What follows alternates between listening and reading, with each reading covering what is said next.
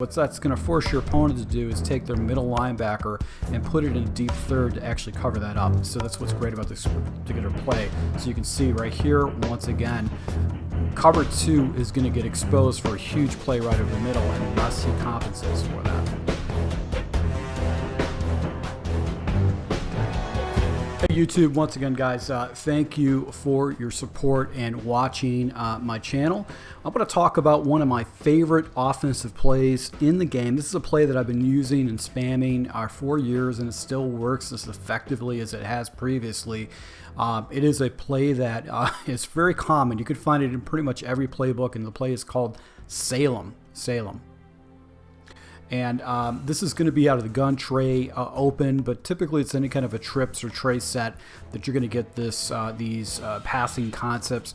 You get a table route by the running back. You've got kind of a goofy C out route by the outside left receiver, and then you've got a dagger concept with a whip route underneath it.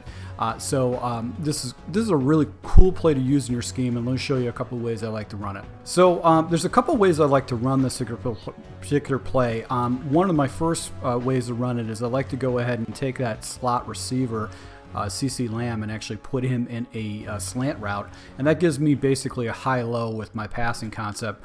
Or what I can do is I can run it stock, but what I like to do is I like to take Lamb and motion him over. And the reason why is when you motion him over, that outside whip route turns into an inside whip route, and it's very difficult to stop.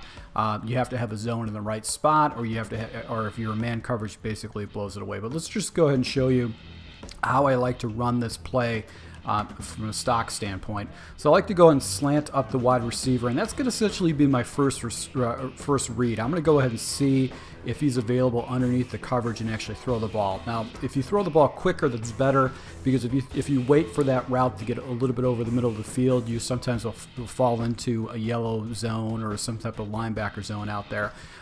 If there's a man that actually follows, or if there's a zone in the area, I'll look over the top with Schultz and see if he actually is opened. And then I can look off to the left side. If I'm seeing man coverage across the board, where basically the defender follows Lamb over the middle, there's a defender that floats with Schultz over the middle, then my next read is going to be Cooper on that out route. So once again, first and foremost, we're going to go ahead and see if we actually can go and pop this.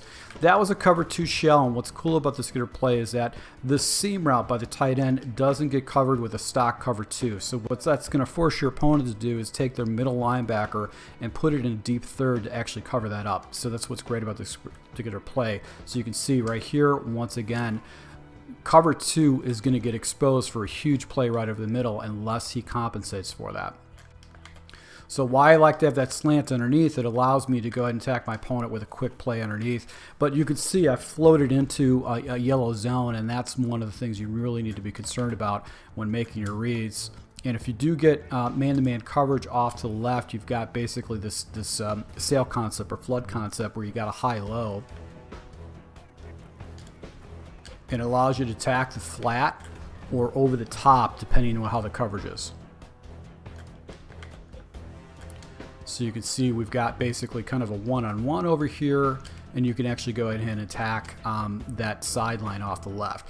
So this allows you to attack basically every single route very effectively, and it beats pretty much every coverage. I'm not even looking at gallop on the back side, but what's cool about it is that you actually got a little passing lane that you can pop to. So I'm forcing it in there just for this breakdown, but this is one of those plays that if you master this play, you can make a right read all the time and get big plays you know, over the top of your opponent. So that was like kind of a man matching principle, man zone, and allows me to go ahead and hit my opponent.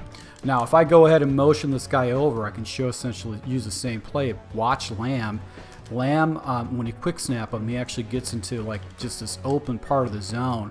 So this is just another thing that you can sprinkle into the scheme if you use Salem. So Salem is a phenomenal base play to run, a base passing play.